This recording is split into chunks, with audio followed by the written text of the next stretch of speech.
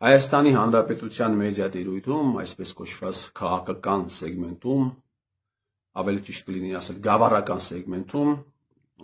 շարունակվում է կռիվը։ Մի մասը եկեղեցու դեմ է պայքարում, որոշ եկեղեցականների դեմ են պայքարում, մի մասը պայքարում է եկեղեցու համար կամ որոշ եկեղեցականների համար։ Բայց երբ խորանում ես, թե ովքեր են պայքարում եկեղեցու դեմ եւ ովքեր են եկեղեցու համար պայքարում, հասկանում ես, որ սա հերթական հայկական երեսպաշտության հեշտական դրսևորումն է։ Նո հայերս երեսպաշտությամբ առանձնապես ենք աչքի ընկնում։ Մեկ այլ դրսևորում, օրինակ, կարող ենք ասել, որ մարդիկ, ովքեր տարիներ շարունակ իրենց երեխաներին, իրենց քաձերի երեխաներին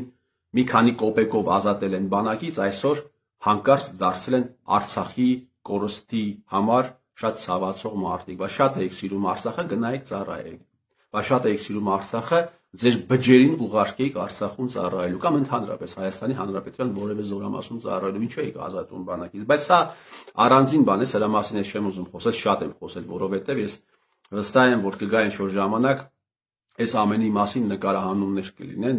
մուլտեր կնկարվեն, ֆիլմեր կնկարվեն, որպեսզի սերունդները իմանան, թե ինչ է տեղի ունեցել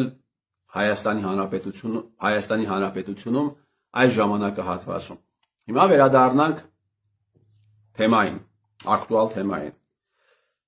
Նիկոլ Փաշինյանը ամենայն հավանականությամբ ինչ-որ ուժերի պատվերով սկսել է արշավը եկեղեցականների դեմ։ Ամենայն հավանականությամբ սա հենց այնպես տեղի չունեցավ եւ սա ինչ-որ ազդակ է Նիկոլ Փաշինյանին կամ նա, եթե նույնիսկ ազդակել չկա, ինքնագործունեություն է, ապա ինքնագործունեությամբ ուզում է ինչ-որ մարդկանց հաճոյանա, ինչ-որ արտաքին թեկուզ ներքին ուժերի։ Եվ բնականաբար սա պիտի առաջացներ հասարակության ու քաղաքական սեգմենտի հակադարձումը։ Բնական է։ Բայց եկեք տեսնենք, թե ովքեր են հիմնականում Նիկոլ Փաշինյանին հակադարձողները։ Նիկոլականներին, չէ, նիկոլականներ էլ կան, ովքեր էլի մեծ բանով լկտիությամբ արտահայտվում են եկեղեցու նկատմամբ, Գնել Սարգսյան, եկեղեցու կամ եկեղեցականների նկատմամբ, Գնել Սարգսյան, Արթուր Հովհաննիսյան, շատ են այդպիսի մարդիկ, առանձին անունները չթվեն։ Եվ սրանց հակադարձում է այսպես կոչված ընդդիմադիր սեգմենտը։ Բայց ես ուզում եմ ձեզ հիշեցնել, հարգելի բարեկամներ, որ այդ ընդդիմադիր սեգմենտի ճնշող մեծամասնությունը, ով այսօր պաշտպանում է եկեղեցուն Նիկոլից, ով այսօր ընդդիմադիր հարթակներում, ընդդիմադիր մեդիա տիրույթներում հարցազրույցներ է տալիս եւ հորդորում է Նիկոլ Փաշինյանին չմտնել եկեղեցու գործերի մեջ։ Ընդամենը մի քանի ամիս առաջ այդ վարձկանները, ընդդիմադիր վարձկանները, ամենալկտի, ամենաստոր արշավն էին սկսել Շիրակի թեմի առաջնորդ Միքայել arczepiskopos Աջապահյանի ուղղությամբ։ Ամենավերջին հայտարարություններն ու արտահայտությունները։ Դուք դա տեսել եք։ Ու հիմա այս մարդիկ եկեղեցին են պաշտպանում։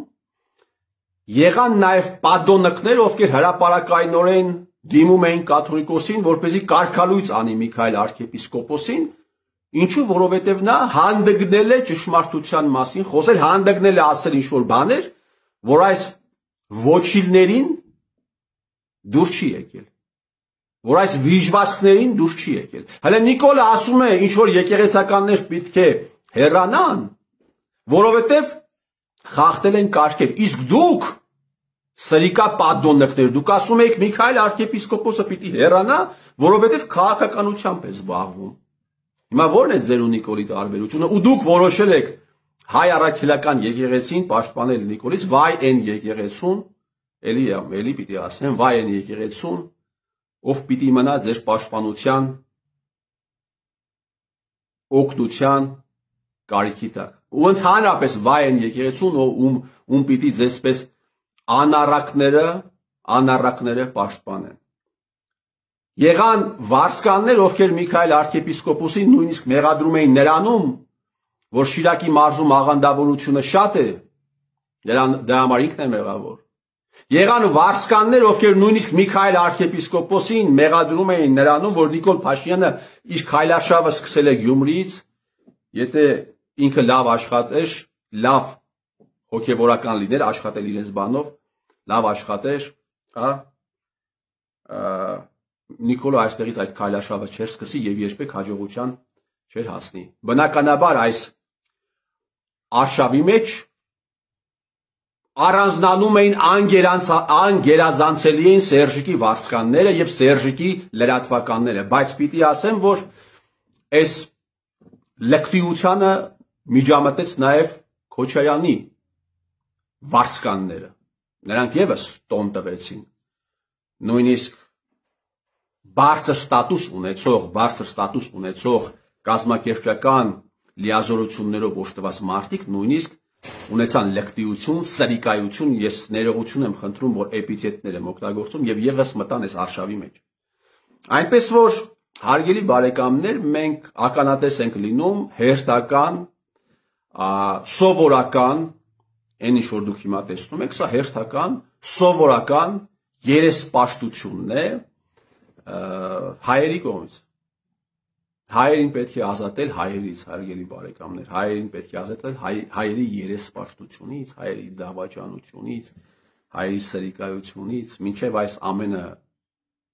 տեղի ունենա, այս հողի վրա արև չի բացվելու։